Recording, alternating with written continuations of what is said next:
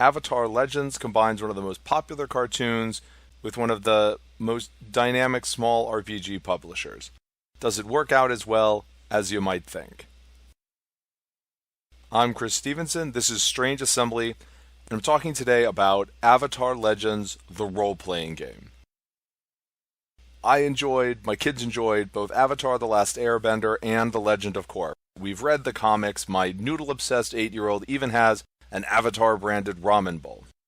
And Magpie Games has produced several excellent role-playing games, from the crowd-pleasing young superhero RPG Masks: A New Generation to the phantasmagoric horror of Bluebeard's Bride. So it took me approximately 0.43 seconds to buy in when Magpie launched the Kickstarter for the Avatar Legends role-playing game. Those of us who backed the Kickstarter have had full access to the PDF, which is soon to be finalized. If you didn't, you have the quick start. I suggest you go check it out. I don't think you're going to be disappointed. Right, so the basics, the setting. Avatar Legends is, of course, set in the Avatarverse. Games can take place in 5 eras, mostly defined by who was the Avatar at the time. The Kyoshi era, the Roku era, the 100-Year War era, the Aang era, and the Korra era. If you're a stickler about the timelines, the latter two are officially defined as occurring after the TV shows and after events in the comics. Each era has a certain political arrangement and certain technology available, but just as importantly, each era highlights different sorts of conflicts and themes. The Kyoshi era, for example, features a fluid political situation where crime and corruption are frequent threats. The Roku era features established nations and high tensions, where characters may be attempting to keep an uneasy peace. The 100 Years War era, set just before Aang wakes up, features the most widespread physical conflict of any era, and the most obvious macro-level good guys versus bad guys conflict for players who want to battle against a tyrannical system. The Aang era presents a hopeful time of healing, and the Korra era is mostly distinguished by modernization and the rise of Republic City. But the core themes of the game remain the same regardless of what era is used. The player characters are a band of heroes, probably from diverse backgrounds, who have come together to do what's right while balancing their own internal principles and growing as people. Right? You are very much putting together your own squad and exploring the themes of the shows. Like in the shows, there will probably be a lot of benders in the typical group. And with the exception of airbenders in the 100 Years War era, a player can freely choose to make benders of the air, earth, fire, and water varieties. Also, instead of being a bender, a character might have weapons training, like Sokka, or technology training, like Asami. So that's the setting, the basics of character creation then. Because something I really like about Avatar Legends is that what kind of bender a character is, or if they're a bender at all, isn't really the most mechanically defining thing about a character. The most significant thing about a character is their playbook. This is a Powered by the Apocalypse game. For those who are not familiar with Powered by the Apocalypse role-playing games, playbook is a legacy terminology. In Avatar Legends, playbooks are based around character archetypes focused on certain worldviews and principles. For example, the Adamant is deeply committed to a cause and willing to break all of the rules if it means accomplishing what they see as right. The Adamant struggles to balance achieving results with showing restraint. Their growth as a character might involve realizing that, in the long run, their right thing is best achieved by paying attention to the consequences that their actions have on others. Or maybe they go off the rails and break the world trying to fix it. Hey, it's your game, right? In addition to those drives, the playbook provides starting stat modifiers, background questions on the character that need to be answered, ways that the character connects to other player characters, and moves specific to that playbook. I do want to emphasize, if you're not familiar with Powered by the Apocalypse, that connections to other characters, this is mechanically built into the playbooks, right? You have to answer questions about how you interact with at least some of the other player characters. The Adamant, to continue that example, always has a lodestar, the one other member of the group that they're really willing to let their guard down around. Then each Adamant has other moves to choose from, like being better at awkwardly comforting other characters by admitting their own insecurities, or verbally needling an opponent to get them to reveal their motivation.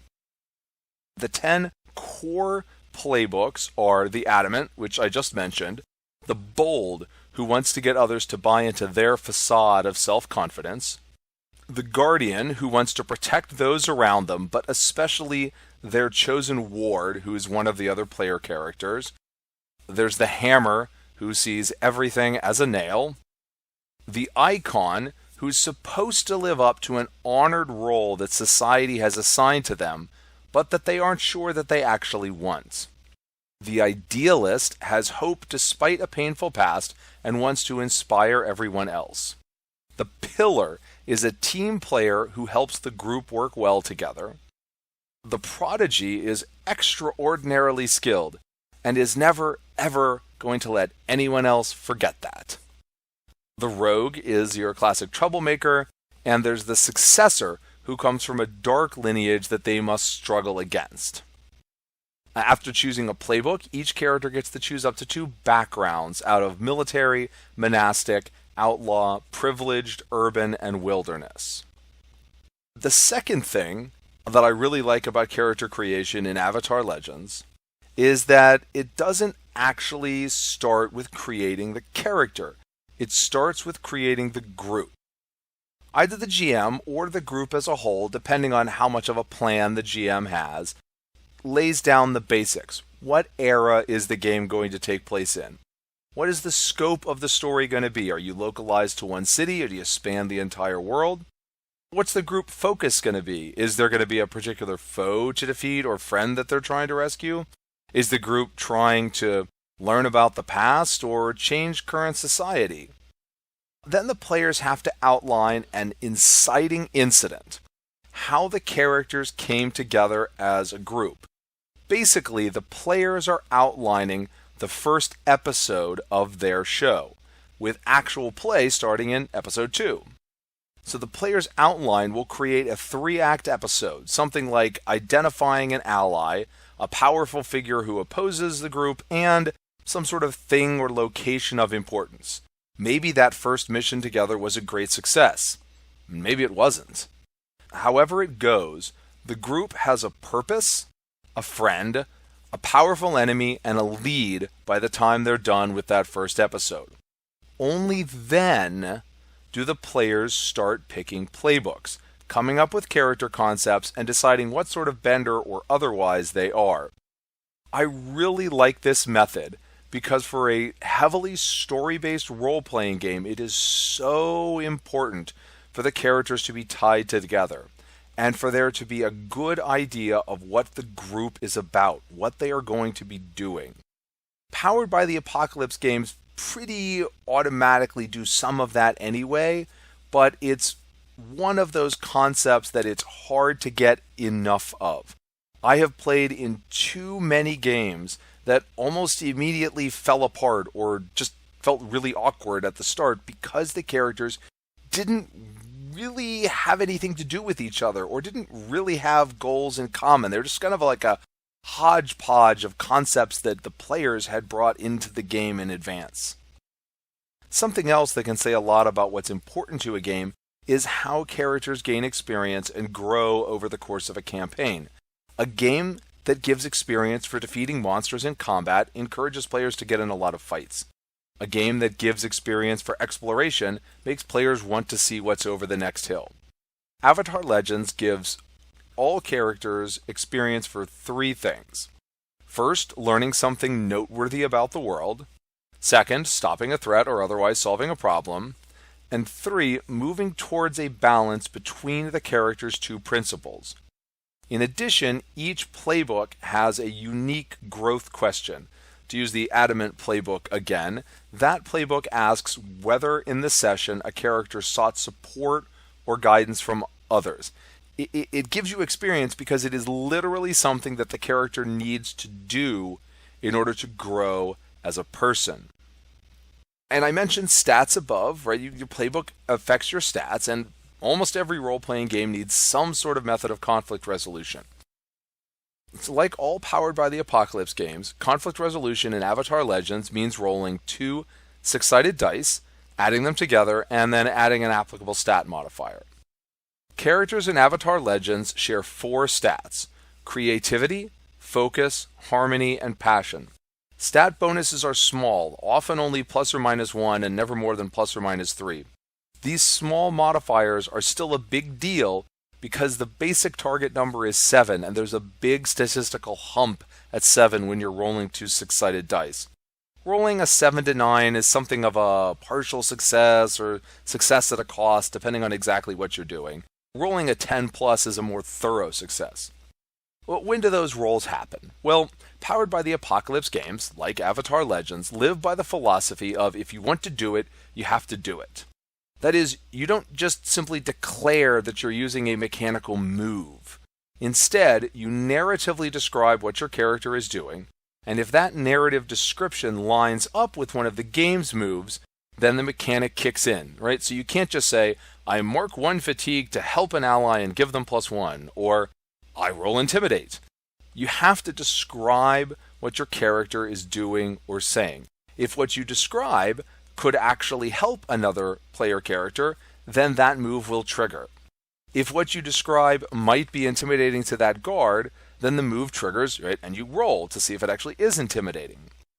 A well-designed Powered by the Apocalypse games chooses moves so that the activities that are important to the themes and experience of that particular game are highlighted. So the nature of the moves can say a lot about what's important to a game and how the game approaches those actions. Outside of combat, the basic moves in Avatar Legends are Assess a Situation, Guide and Comfort, which can be used on anyone, Intimidate, Plead, and Trick, which can only be used against NPCs, Help, which are helping another player character, Relying on your skills and training, and Pushing your luck. So we have a spread that includes several ways of interacting with NPCs, each of which uses a different stat, a move that encourages emotional support between characters, and a generic figure out what's up move. What's notable is that there isn't anything like a bending move in here. Use of bending and a lot of other actions fall under Rely on your skills and training or Push your luck. If a character is doing something that's definitely in their wheelhouse, then they're relying on skills and training. If they're trying to do something that's possible, but that they've never done or trained to do, then it's pushing their luck.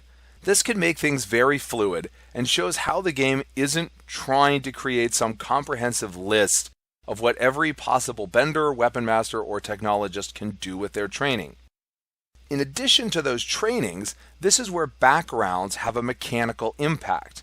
A character who had the urban and outlaw backgrounds may be able to avoid pursuing police officers by dodging into a crowd, and then rolling Rely on their skills and training. Hey, they've been doing this since they were a kid.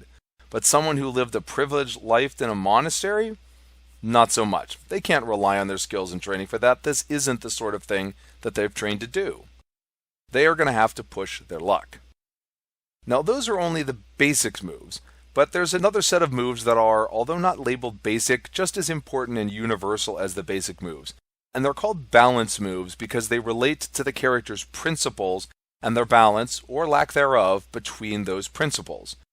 The balance moves are Live up to your principle, Call someone out, Deny a call out, and Resist shifting your balance. Living up to a principle allows the character to, at a cost, roll with that principle instead of their usual stats. For example, if that adamant is shifted far towards their restraint principle and is pretty bad at harmony, they might want to draw on their restraint to comfort someone.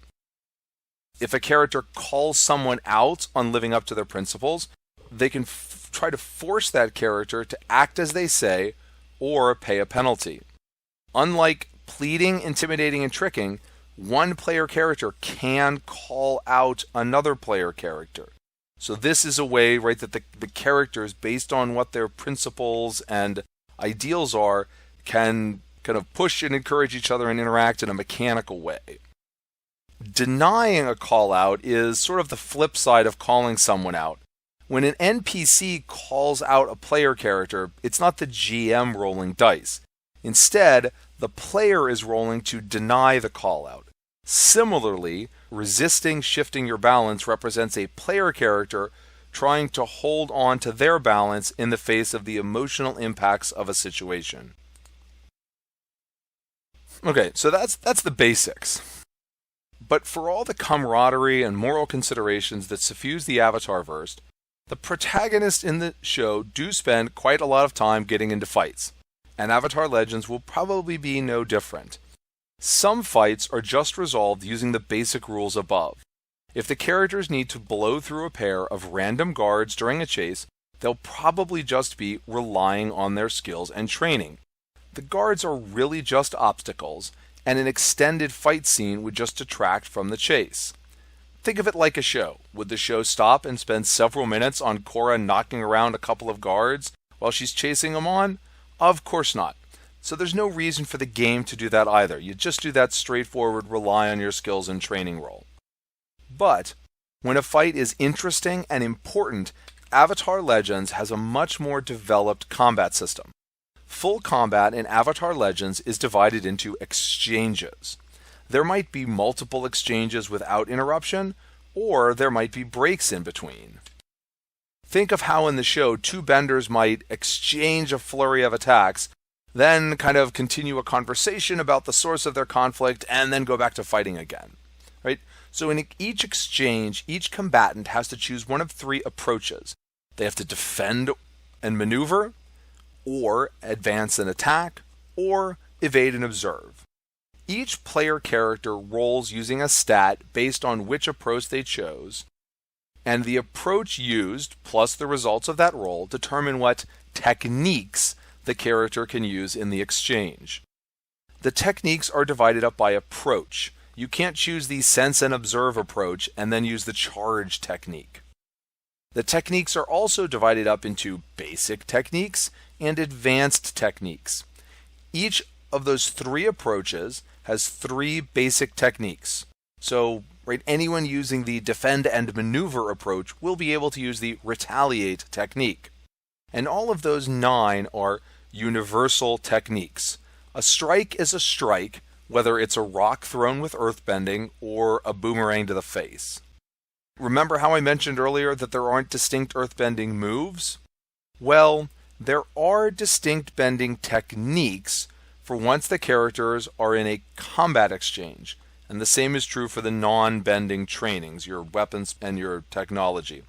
So all of the techniques are tied to a specific approach, and then they're either universal or they're tied to a specific training. Those universal ones, those 9 are your basic techniques. Anyone with the appropriate training and stance can use those. Then you have the more specific ones for the different trainings, and those are called advanced techniques. Advanced techniques are divided up into 3 categories. Learned, which is you've been taught to do it, but you've never actually done it in a real life situation. Practice, which is you've used it at least once.